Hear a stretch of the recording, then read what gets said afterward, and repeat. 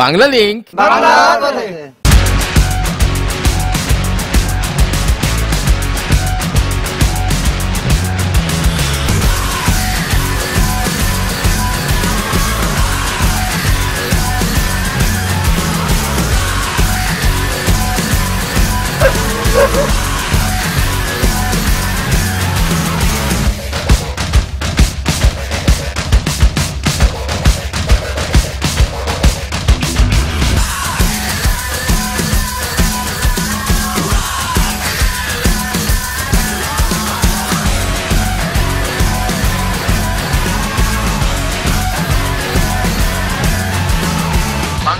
বাংলার পথে।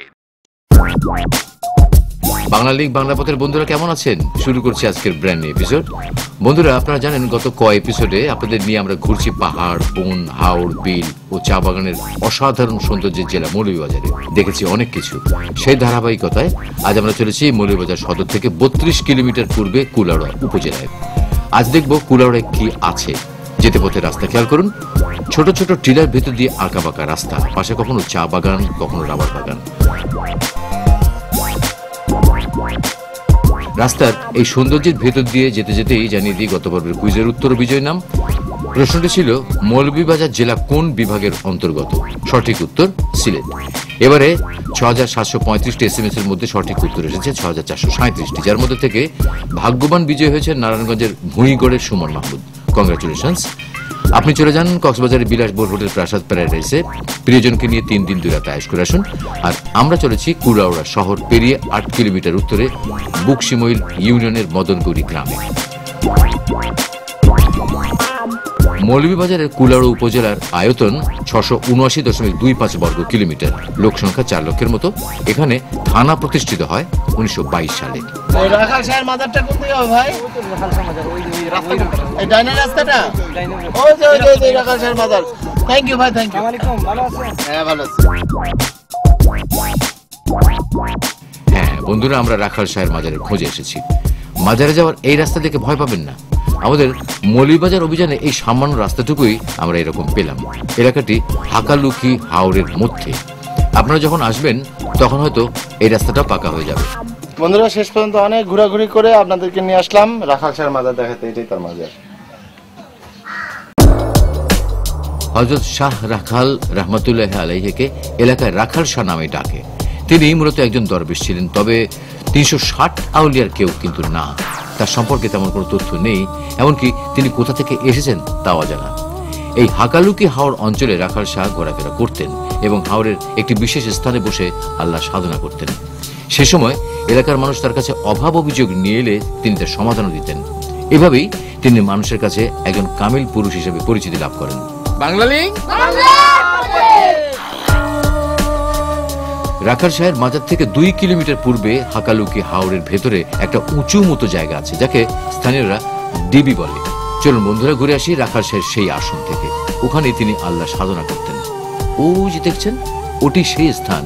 আর বন্ধুরা, আপনারা এখন হাকালুকি হাওরে। এই দুপুরবেলা ঠাটা রোদে রাখাল শাহের আসন দেখতে আসা খুবই কষ্টকর। এখানে আসতে হাঁটা ছাড়া আর কোনো উপায় নেই। তারপরেও এই প্রত্যন্ত হাওড় অঞ্চলে এখনো মানুষ আসে বিভিন্ন অভাব অভিযোগ নিয়ে তার মাজার জিয়ারত করতে এবং এই আসনে মানত করতে। দেখছেন হাকালুকি হাওরের ভেতরে রাখাল শাহের আসন। রাখাল শাহের মাজার ও আসনে প্রতি বছর 4 ও 5 ফাল্গুন ওরস অনুষ্ঠিত হয়। এই উঁচু জায়গাটায় এখানে রাখাল শাহ বসে ধ্যান করতেন, আল্লাহ সাধনা করতেন। এবং এখানে একটা মজার জিনিস আছে, সেটা হচ্ছে যে মাটি, এই মাটি এখানে মানুষ বয়ে নিয়ে আসে এবং মাটি এখানে মানত করা হয় এবং মাটি এখানে মানুষ দিয়ে যায় এবং অনেকে এসে মাটি আবার এখান থেকে নিয়ে যায় তাদের মনোবাসনা পূর্ণ করার জন্য। তো আপনারা আসলে দেখবেন এখানে মাটিরই পাহাড়, একটা বড় পাহাড়। এবং এখানে আমরা এসে শুনতে পেলাম বড় বড় বন্যা হলেও এই জায়গাটা কখনোই ডোবে না। হ্যাঁ বন্ধুরা, আমরা এখন আছি মৌলভীবাজার তথা বাংলাদেশের সবচেয়ে বড় হাওর হাকালুকিতে। হাকালুকি মানে লুকানো সম্পদ। এই হাওরের আয়তন 181.15 বর্গ কিলোমিটার। হাকালুকি হাওর সিলেট ও মৌলভীবাজার জেলার 5টি উপজেলা নিয়ে বিস্তৃত। এই হাওরের মাঝে 238টি বিল আছে। বর্ষায় হাকালুকি সাগরে পরিণত হয়। শীতে হাকালুকিতে অসংখ্য অতিথি পাখি মেলা বসে। আবার এই সময় কচি ধানের চারায় সবুজ মানে বিভিন্ন ঋতুতে হাকালুকির রূপ বদলায়। বাংলালিংক বাংলার পথে।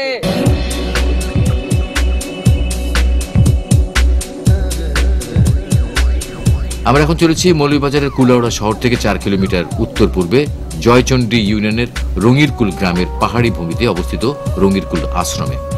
1922 সালে এই আশ্রম ঢাকার পদ্মার পাড়ে বানারী গ্রামে প্রতিষ্ঠিত হয়। মহাত্মা গান্ধীর স্বদেশী ব্রতের কর্মাদর্শে স্বাবলম্বী জীবন ও গ্রাম গড়ার আদর্শে ঋষি প্রতিম ধীরেন্দ্রনাথ দাশগুপ্ত তার অনুসারে কিছু উচ্চশিক্ষিত যুবককে নিয়ে ত্যাগ ও সেবা, ব্রহ্মচার্য ও ঈশ্বানুরাগের জীবনাদর্শে শিক্ষা ও স্বাবলম্বী শ্রমের মাধ্যমে পরের দাসত্ব না করে শিক্ষিত মানুষেরা যে উৎপাদনমুখী কাজ করে বেঁচে থাকতে পারে তার নিদর্শন হিসেবে এই বৃদ্ধাশ্রম প্রতিষ্ঠা করেন। কিন্তু পদ্মার ভাঙনে আশ্রমটির ক্ষতি সাধন হলে পূর্ণেন্দু কিশোর সেনগুপ্তের উদ্যোগে 1925 সালে এই রঙিরকুল পাহাড়ে আশ্রমটি স্থানান্তরিত করা হয়। এই আশ্রম থেকে সেই সময় ব্রিটিশ বিরোধী পত্রপত্রিকা, লিফলেট ছাপা হতো এবং বিপ্লবীদের ট্রেনিং দেওয়া হতো। ব্রিটিশ বিরোধী এবং স্বাধীনতা আন্দোলনে এই আশ্রমের বলিষ্ঠ ভূমিকা ছিল। 1927 সালে স্বামী বিবেকানন্দের ভাই ডক্টর ভূপেন্দ্র দত্ত বেশ কিছুদিন এই আশ্রমে থেকেছিলেন। বিদ্যার সঙ্গে শ্রম যুক্ত করে শুরুতে নাম দেওয়া হয়েছিল বৃদ্ধাশ্রম, যা এখন রঙিরকুল আশ্রম নামে পরিচিত। এই আশ্রমে একসময় তেল এবং লবণ ছাড়া নিত্য প্রয়োজনীয় সবকিছুই তারা নিজেরাই উৎপাদন করত।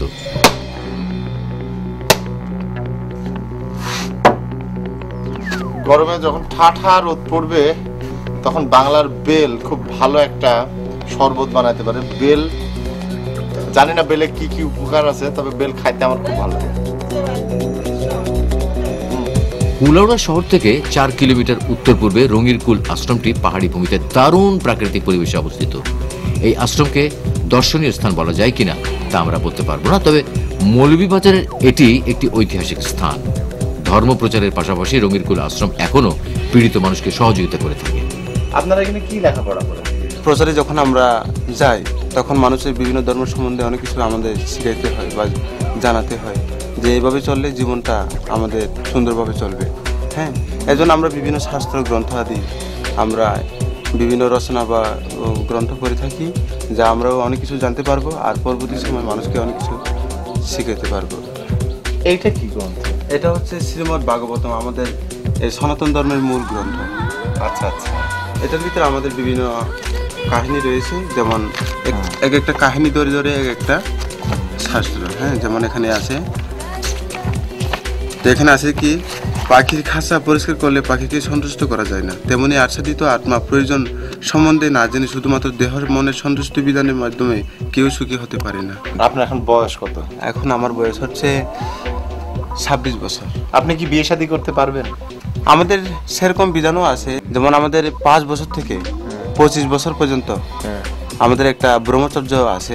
সে ব্রহ্মচর্য আমরা 5 বছর থেকে 25 বছর পর্যন্ত আমরা ব্রহ্মচর্য পালন করার পর ওটা কিন্তু গুরু গৃহে থেকে করতে হবে। আচ্ছা। তো এখন সে গুরু গৃহে 5 বছর থেকে 25 বছর পর্যন্ত ব্রহ্মচর্য পালন করার পর তখন গুরুদেব আমাকে জিজ্ঞেস করবে তোমার সংসার যাওয়ার ইচ্ছা নাকি তুমি আজীবন ব্রহ্মচর্য পালন করার ইচ্ছা।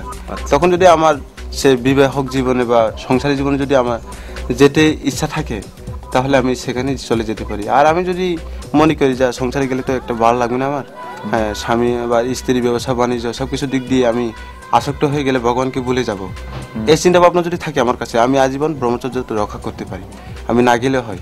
আর যদি গৃহস্থ জীবনে যাই তো ওখানে একটা আবার আশ্রম আছে, ব্রহ্মচারী, গৃহস্থ, বানপ্রস্থ, সন্ন্যাস। হ্যাঁ, তো ব্রহ্মচারী থেকে গৃহস্থ, আর গৃহে গিয়ে আমি এই 25 বছর থেকে 50 বছর পর্যন্ত আমি গৃহে সন্তান সন্ততিকে লালন পালন করলাম। করার পরে সন্তান যখন বড় হয়ে যাবে তখন মাকে দেখার মতো যখন যোগ্যতা হবে তখন আমি সংসার ত্যাগ করে বানপ্রস্থ আশ্রমে চলে যেতে পারি। বাংলালিংক বাংলার পথে, বাংলালিংক বাংলার পথে, বাংলালিংক বাংলার পথে। বিরতির পর আবারও স্বাগতম বাংলালিংক বাংলা পথে। বন্ধুরা, আপনারা দেখছেন মৌলভীবাজার, আর আমরা এখন চলেছি কুলাউড়া উপজেলা সদর থেকে 3 কিলোমিটার পূর্ব দক্ষিণে MM ইস্পাহানির গাজীপুর টি স্টেটে গগন ডিলার খোঁজে। তো যেতে পথে জানিয়ে দিয়ে আমাদেরকে যোগাযোগের মাধ্যম SMS করুন 01911624736। আমি আবার বলছি 01911624736 এই নম্বরে। যারা ইমেল করতে চান তারা tinku.traveler@gmail.com এই অ্যাড্রেসটি ব্যবহার করতে পারেন। আর আমরা এখন আমাদের লাল্যমন্য গাড়িটি নিয়ে পাহাড় বেয়ে উঠছি গগন টিলায়। মৌলভীবাজার জেলায় আসবেন আর পাহাড়ে চড়বেন না সেটা তো হতে পারে না। তবে যেহেতু গাড়িতে চড়ে আরাম করে পাহাড়ে ওঠার সুযোগ পেয়ে গেলাম, তাই আপনাদেরকে পাহাড় দেখাতে গগন টিলাকে বেছে নিলাম।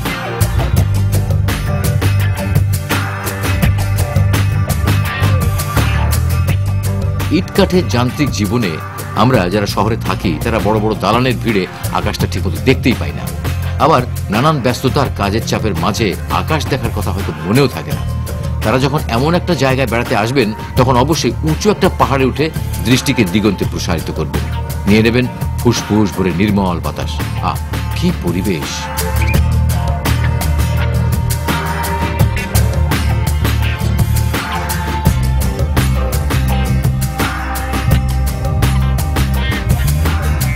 আমি বসে আছি সমুদ্রপৃষ্ঠ থেকে 1000 ফিট উপরে গগনটিলাতে। আর এখানে একটা বাংলো আছে। এই প্রাকৃতিক সৌন্দর্য আপনারা দেখলেন, বাংলোটা আমি আপনাদের দেখাই।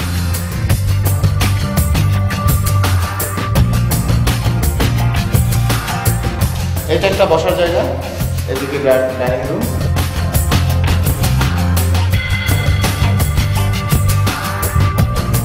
এটা বেডরুম।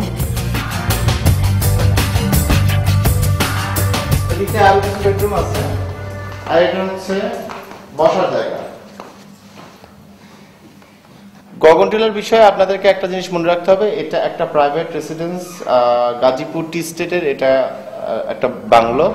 এখানে আসার জন্য পারমিশন লাগে, আপনি চাইলেই চলে আসতে পারবেন, এটা কিন্তু ঠিক না। বাংলা লিঙ্ক বাংলার পথে।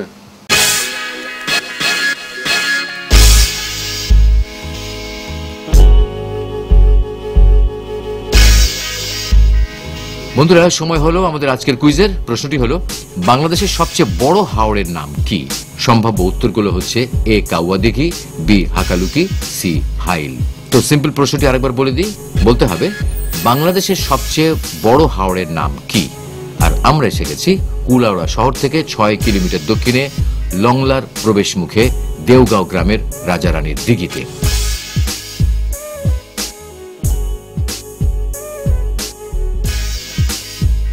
রাজা রানী ইতিহাস হয়ে গেছে, তবে দিঘিটা এখনো রয়ে গেছে। ত্রিপুরার রাজা ধর্মপা এখানে একটা বড় দিঘি কেটে রানীকে দেখাতে আনলে রাজার নামে দিঘি হলো, রানীর নামে নেই কেন? এই কারণে রানী অভিমান করলেন। রাজা হুকুম দেন, রানী যতদূর হেঁটে যাবেন ততখানি দিঘি খনন হবে, তবে শর্ত রানী পেছনে তাকাতে পারবেন না। কিন্তু উজিরের চালাকিতে রানী পেছনে ফিরে তাকালে এই দিঘিটি কাটা হয়।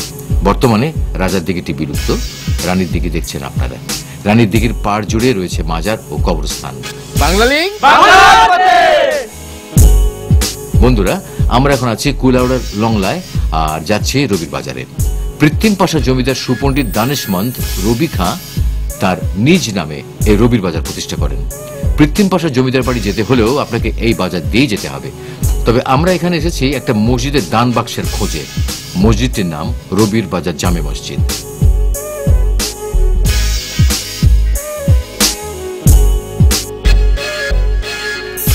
শতবর্ষী এই মসজিদটি স্বাধীনতার পর থেকে প্রচার এবং প্রসার লাভ করেছে। এই এলাকা এমনকি বিদেশ থেকেও মানুষ এই মসজিদে দান করে। দেখলেন, এটা কিন্তু কোনো নাটক না, একদম অরিজিনালি একটা মানুষ দান করলো। প্রতিনিয়ত এই মসজিদের দান বক্সে দান করা হয়। এই দান বক্সে যে পরিমাণ টাকা দান করা হয় সেটা রেকর্ড পরিমাণ। সপ্তাহে কেমন কালেকশন হয় দান বক্সে? সপ্তাহে এই বাক্সে আরো যে ছোট বক্স আছে, ওই জায়গায় সপ্তাহ 2 লাখ 2 লাখ। আমরা শুনছি যে এর মধ্যে মানুষ সোনার চেন, আংটি এগুলো দেয়। হ্যাঁ, সোনা দে, সোনার হার সোনা দে, কানমশা দে।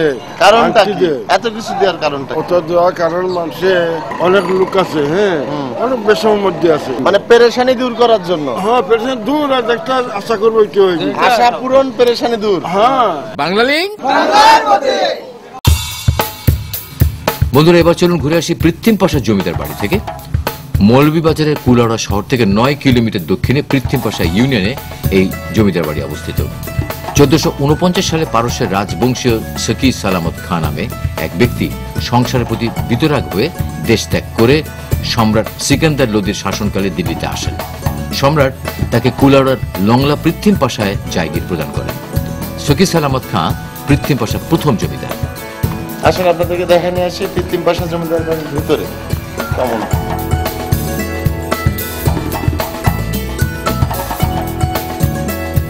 তিনি হচ্ছেন আলী আমজদ সাহেব। এই বংশের শেষ জমিদার আলী আমজাদ খাঁ ছিলেন দানশীল, পরোপকারী, গুণী একজন মানুষ। 1874 সালে তিনি সিলেট শহরের সুরমা পাড়ে একটা বিশাল ঘড়ি নির্মাণ করেন, যা এখনো আলী আমজাদের ঘড়ি নামে পরিচিত।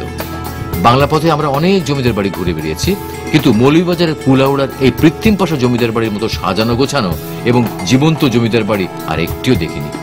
পৃথ্বীম পাশা জমিদারের পারিবারিক উদ্যোগেই বাড়িটি সংরক্ষণ করা হচ্ছে। মৌলভীবাজারে বেড়াতে এলে আপনি এই জমিদার বাড়িটি দেখে যেতে পারেন। এত বড় বাড়ি খালি থাকে? খালি তাই কারণবশত হয়েছে আপনার যে এখানে তো সবাই লেখাপড়া বা কাজ টাজের জন্য আপনার বাচ্চা কাচ্চার জন্য যাওয়া লাগে আপনার ঢাকায়।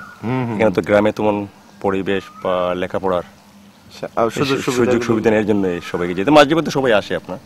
অনেক সুন্দর করে সাজানো, অনেক বড় জায়গা। কতখানি জায়গা, কি কি আছে আপনাদের এখানে? এখানে তো অনেক কিছু আছে আপনার, এখানে আগে তো ছিল, এখানে আমাদের এখন তো ওই যে আপনি তো দেখতে পারতেছেন আপনার কি কি আছে আপনার। ইমামবাড়া আছে, ইমামবাড়া আছে, মসজিদ আছে, মাজার আছে, ওইগুলা সব। বড় পুকুর আছে। বড় পুকুর। নিজের জায়গা হলে তো কোনো কিছুই আছে মনে হয় না, সবসময় দেখেন মানুষ আসে, দেখতে আসে। অনেক লোক তো আসে আপনার, অনেকে আপনার যে আপনি প্রপোজাল দিলেন এটা করেন, রেজিস্ট করেন, তারপর অনেকগুলো মিউজিয়াম করেন, তো অনেক আছে পক্ষে, অনেকে পড়ে না আমাদের এটা থাক। আপনাদের একটা ছোট মিউজিয়াম আছে শুনছি? কিন্তু ছিল আপনার ওই বাইরে ছিল, এখন ওই যে আপনার লুক আফটারের জন্য এটা নষ্ট হয়ে গেছে, আপনার কেউ করেন আপনার এটা।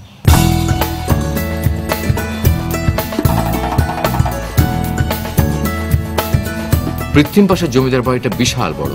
এখানে একটা মসজিদ, একটা ইমামবাড়া, দুটি জমিদার বাড়ি, একটা বিশাল দিঘি, মাজার সহ অনেক অনেক কিছু। আমরা আমাদের অনুষ্ঠানের একেবারে শেষ পর্যায়ে চলে এসেছি। এই স্বল্প সময়ে এত বড় জমিদার বাড়ি দেখানো এবং তার গল্প বলা সম্ভব না। তো বন্ধুরা, আগামী পর্বে পৃথ্বীম পাশা জমিদার বাড়ির বাকি ইতিহাস জানানোর আশা রেখে আজকের মতো শেষ করছি বাংলা লিঙ্ক বাংলা পথে। দেখা হবে আগামী পর্বে মৌলভীবাজারের দারুণ দারুণ স্পটে। সাথে থাকার আমন্ত্রণ রইল। ভালো থাকবেন। বাংলা লিঙ্ক বাংলার পথে।